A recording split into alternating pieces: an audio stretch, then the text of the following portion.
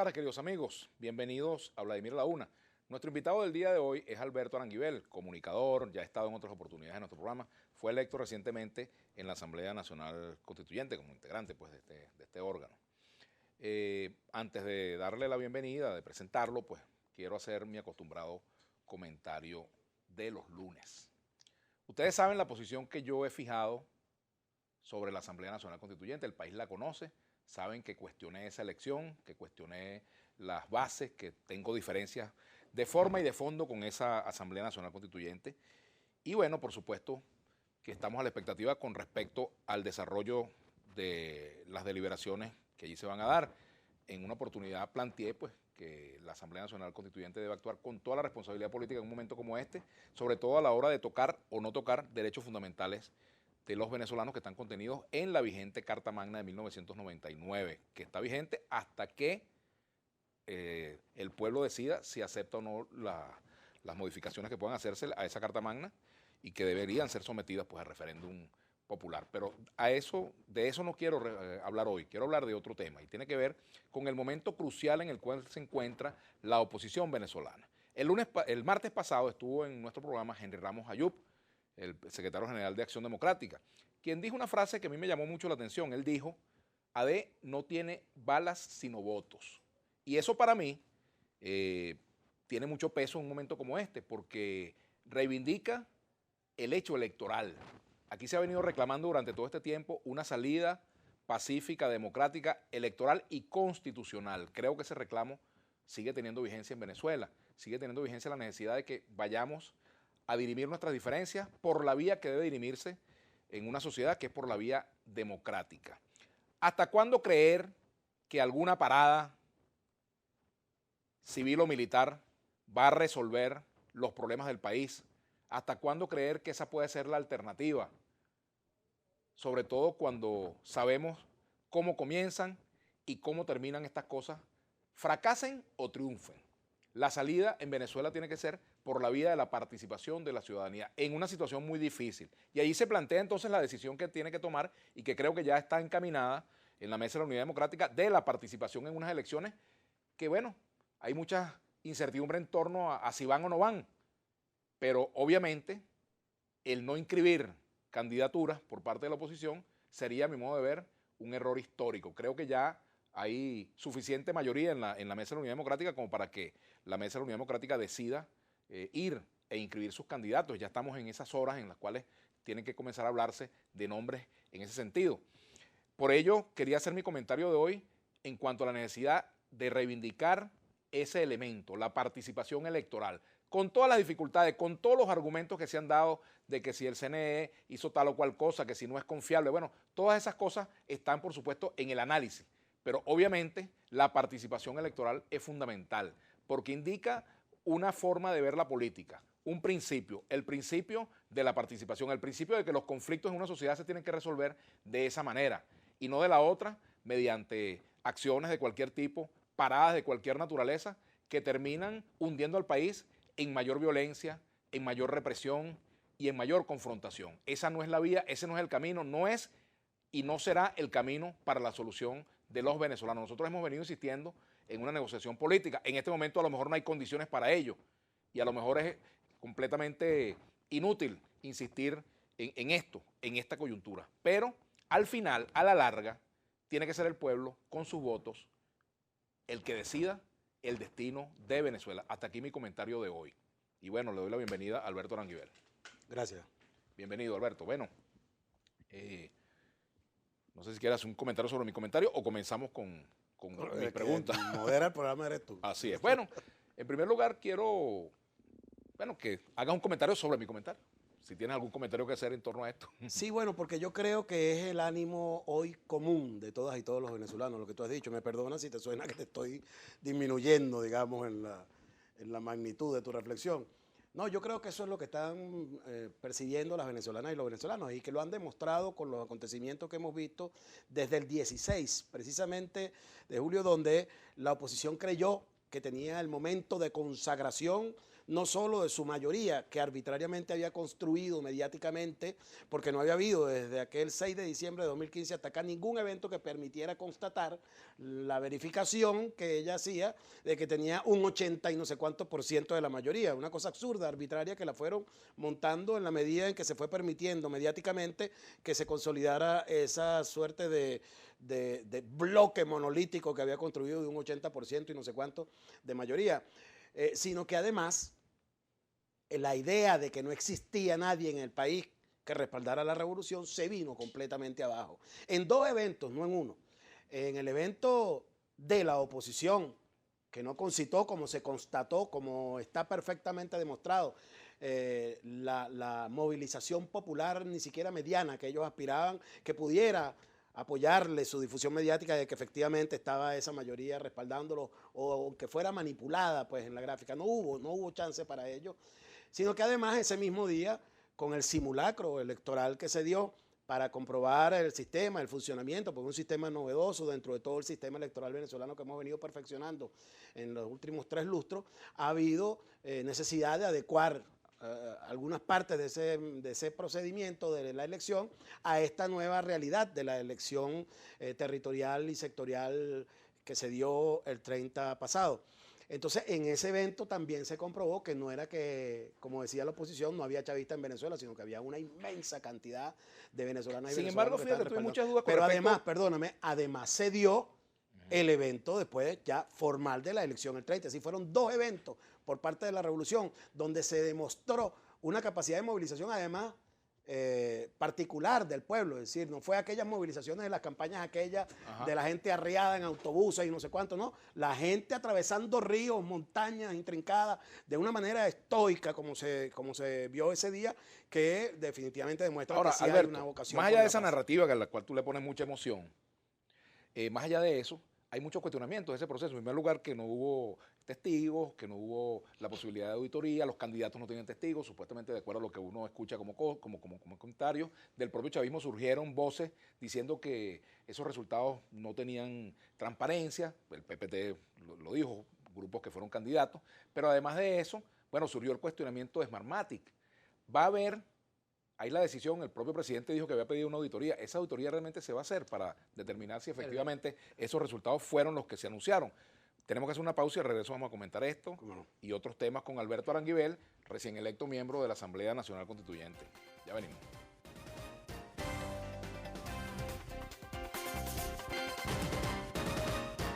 Bueno, continuamos acá en Vladimir a la Una con Alberto Aranguibel, electo miembro de la Asamblea Nacional Constituyente. Antes de abordar el punto que habíamos dejado sobre los cuestionamientos de ese resultado, ¿cómo te fue a ti en esa elección? ¿Cuántos votos sacaste? Bueno, en el caso particular mío, todavía impreciso, creo que va a ser siempre impreciso porque yo estaba por lista. Ajá. Entonces, digamos... ¿Pero esa lista cuánto sacó? Esa lista, bueno, es una de las que estuvo más votada en el sector de trabajadores, economía popular, / independiente, porque han mamado mucho gallo con que esos 2 subsectores que los nuclearon en uno solo, hubo quienes lo leyeron corrido, entonces decía economía popular independiente, suena como a buhonero. No era el caso, es decir, economía popular, es la economía popular, y los independientes, quienes como en mi caso estábamos postulados por iniciativa propia, lo estábamos haciendo pues en la idea de que hubiera un espacio precisamente donde se profundizara la idea, el espíritu inicial que planteó el presidente Nicolás Maduro cuando hizo el llamado desde la Avenida Bolívar a que se convocaba al pueblo y no a una elección partidista, sino sectorial. Yo creo que en ese espíritu fue como votó la gente votó en la búsqueda de tratar de reforzar la idea de que es desde la base que se está escogiendo por primera vez en esos términos, términos. Pero en concreto esa lista, ¿cuánto sacó, Alberto, más o menos? Ese es un proceso que todavía se está contabilizando en el Consejo Nacional Electoral. ¿Y por qué no han dado todavía después de una semana prácticamente? Bueno, porque hay que hacer hay nivelaciones que se hacen por el método de Hong. En algunos casos han quedado hasta empates que se han producido hasta donde hemos podido saber ahorita. Es decir, ¿Y por qué se instaló la Asamblea Nacional Constituyente en esas condiciones? Y por ejemplo, que se van a repetir. Porque sí está contabilizada la totalidad, lo que es la distribución del voto, por ejemplo, entre listas, la que todavía está revisada. Pero tú, por ejemplo, tuviste testigos en esa, como candidato, ¿tuviste testigos? Bueno, pero es que, ¿cuál es el proceso que nosotros estamos experimentando? El proceso de que la confrontación que se está dando desde el punto de vista político desde hace más de una década en Venezuela, tiene como centro al sistema electoral venezolano la mayoría de las veces sin fundamento. Es decir, nosotros lo pudimos constatar ahorita. Ahí la cantidad de sistemas que están involucrados en el proceso electoral están determinados por la desconfianza de un sector que está atacando sin fundamento desde siempre al sistema electoral venezolano. Eso no quiere decir que es susceptible de falla el sistema electoral. Quiere decir que hay libertad, que hay democracia para que la gente piense lo que le dé la gana. Y eso es lo que ha hecho la oposición. La oposición ha estado cuestionando un sistema sin saber ni siquiera desde el punto de vista técnico a qué obedece. Fíjate tú, por ejemplo, Pero si lo de la una tinta, semana, lo Alberto, de la tú no tinta sabes indeleble. cuántos votos sacaste. Hermano, Se ha dicho que es el mejor sistema electoral del Vuelvo y mundo. te repito. ¿Por qué no hay una cifra que la gente pueda ver, por ejemplo, mesa por mesa? Que eso no es el caso. Si tú estás tratando de establecer, que yo diga aquí que no hay resultados electorales. No, yo no estoy diciendo eso. Estoy preguntando cuántos votos sacaste, que es distinto. Bueno, exacto. Pero si es hacia allá, hacia donde va, te voy a decir que no, que está perfectamente claro, que hay un sistema transparente que funcionó una vez más, bajo las auditorías que se hacen antes, durante y después, que son súper rigurosas, que incluyen incluso aditamentos que son anacrónicos por completo, como el de la tinta indeleble, como lo acabamos de ver ahorita. Si hay un sistema biométrico súper avanzado, ¿qué necesidad había de eso? Bueno, nada, era que había que complacer a una oposición recalcitrante, terca, tosuda, empeñada en que eso es un instrumento Pero en para materia hacer electoral fraude. lo que abunda no daña. Yo creo que sí hay mecanismos para que la gente participe con confianza. Pues Pero yo no eso creo que es hay malo. fraude. Eso no El es que malo. crea que hay fraude, que lo cuestione. Yo no creo que hay Es cuestión de fraude. opinión. De opinión, Exactamente. bueno, y el que tenga pruebas que vaya y las presente. Yo simplemente pregunto porque yo, por ejemplo, Claro. saqué en la constituyente del año 99, en Caracas, claro, era uninominal, yo saqué 300 y tantos mil votos. Por cierto que un poquito más que Freddy Bernal y Nicolás Maduro. Me ganó Desiré, me ganó Eliezer Otaiza, yo llegué de tercero. Pero bueno, tengo la cifra, 300 y tantos, que no la recuerdo. Por eso era una curiosidad preguntarte con cuántos votos fuiste electo. Pero bueno, cuando tengas la cifra la veremos. Pero fíjate, a propósito de eso, hago un comentario, un paréntesis, porque nosotros invitamos, mi productora le escribió a Tainem Hernández, que bueno, la conozco de la universidad, pues hemos sido amigos, pues, invitando a la rectora o a alguna de las 4 rectoras para el programa. Y Tainem sorpresivamente pues le escribió que como yo no tuve un comportamiento o un tratamiento profesional y honesto con la rectora Socorro Hernández, pues entonces ella no, por razones éticas, no va a tramitar esa entrevista. Aquí sigue abierto este espacio, quizás lo que ella pueda comentar, si no le parece ético mi tratamiento o responsable y honesto, pues es su opinión y se le respeta. En todo caso, bueno, yo hago preguntas y habrá preguntas incómodas, pero se supone que el periodismo tiene esa característica.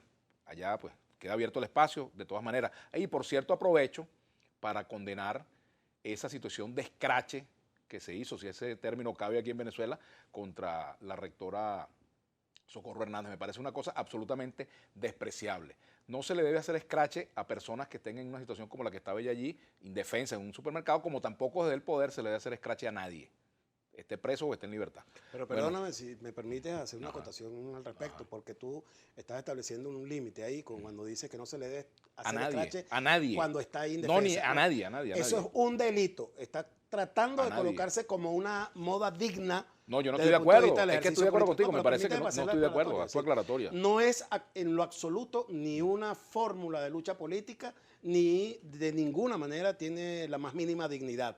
El agredir a una persona viola el artículo 20 de la Constitución vigente, que es el que dice que tú tienes tantos derechos como los que te consagra la Constitución, hasta tanto empiecen los derechos del otro. Es que perdóname, ahí coincido plenamente contigo por lo siguiente. Fíjate, Alberto, voy a coincidir contigo, pues yo no creo que nadie esté en condiciones, tenga el derecho de sustituir a la justicia a la hora de, si usted tiene una denuncia contra alguien, pues preséntela. Ahora, lo que no puede es estimularse la justicia por la propia mano. Ahí soy completamente Pero claro, además, porque además, Alberto... Pero además es que eso no es justicia, es vuelvo y te No, insisto. además, tampoco eso no es estoy de porque es acuerdo. que le estamos dando al cariz entonces, si lo dijéramos así, Ajá. de que es una expresión desde el punto de vista político que tiene una fortaleza ética y que simplemente en el Estado venezolano estaría siendo reprimida. No es así.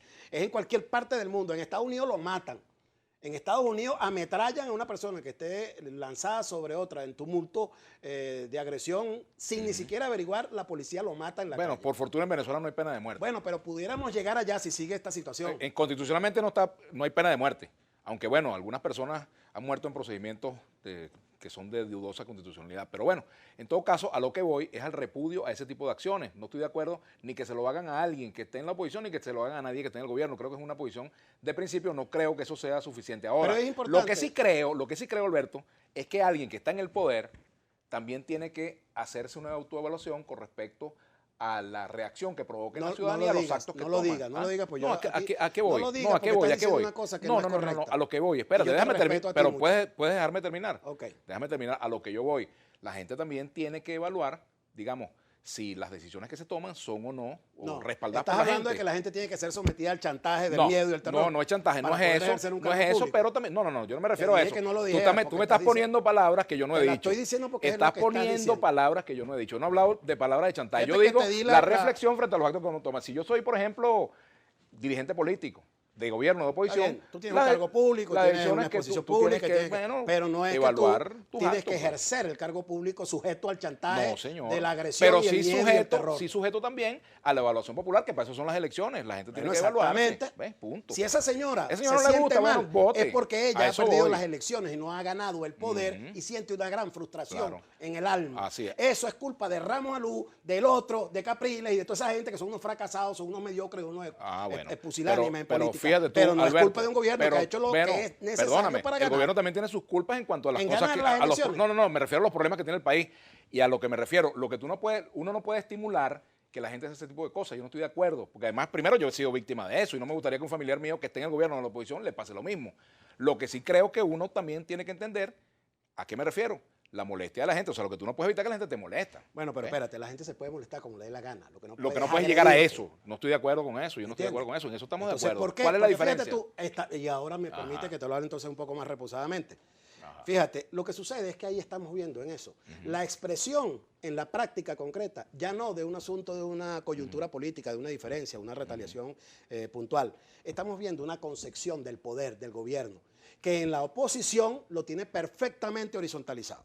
Ajá. Es decir, en la oposición, desde Ramos Alú para abajo, desde María Corina Machado para abajo, todos, hasta el último rincón, hasta la última monjita opositora, piensan exactamente lo mismo de cómo debe ser el poder desde la óptica neoliberal que ellos representan desde el punto de vista ideológico, pero que en la práctica supone que yo debo estar capacitado de agredir a cualquiera, pero que a mí no se me agreda. Eso es la barricada. La barricada tú lo ves en la pero eso es urbanización. igualito, Perdóname para redondear la idea. igualito, Alberto, lo Déjame que le pasó a los redondear la idea, diputados, porque que si no los, la gente no que entiende. los han agredido cuando van a la Déjame, asamblea. porque si no, no puedo Gente redondear. ligada al gobierno. Eso ha Perdona, pasado aquí, tú sabes que ha perdona. pasado. Si quieres te hablo de eso en un espacio concreto, porque Ajá. lo puedo desarrollar completo, porque lo tengo desarrollado. Pero permíteme para terminar la idea. Pues eso no se puede justificar tampoco. No, permíteme para terminar la idea. La barricada no es una coyuntura en una esquina, no es un asunto casual. Es un modelo de sociedad, es un concepto de sociedad, donde el que está ejerciendo ahí el poder, porque lo está ejerciendo en su esquina, en su cuadra, que es todo ese sector de la clase media que está en la derecha, porque cree que tiene que estar ahí, porque le corresponde, porque es su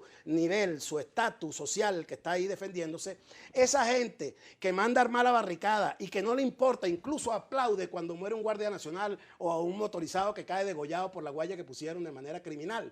Esa gente cuando quiere salir después dice, quítame eso de ahí, porque entonces nos vamos a caer a tiro aquí, y el otro lo acusa de chavista, y este le dice, yo no soy chavista, más chavista eres tú y no sé cuánto. Ahí se está viendo exactamente cuál sería el modelo Tengo de que ir a la sociedad pausa. de llegar a esa gente al poder, que es, yo puedo agredir a quien sea, pero a mí que no se me agreda. Igualmente ocurre cuando un diputado, señor. perdóname, cuando un diputado va, empate el va juego a con la eso. asamblea, no es empatar, pero también es bueno que tú condenes eso, Claro, que un pero- diputado, pero- por pero ejemplo. no me lo cortes ahorita, entonces No, pídele vamos a la permiso al pausa. canal para que lo No, hablemos. vamos a la pausa y de eso vamos a hablar. Te invito a que al regreso hablemos, por ejemplo, también de las agresiones que se han visto contra parlamentarios que van a la Asamblea Nacional y han sido golpeados. Ahí está el caso de Borges, por ponerte un ejemplo. Vamos a la pausa, ya venimos con Alberto Aranguibel.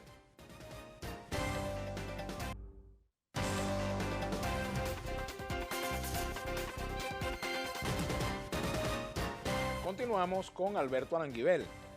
Él fue electo recientemente a la Asamblea Nacional Constituyente. Fíjate, Alberto, para finiquitar ese punto y pasar a otros que hay, que son de mucha importancia también.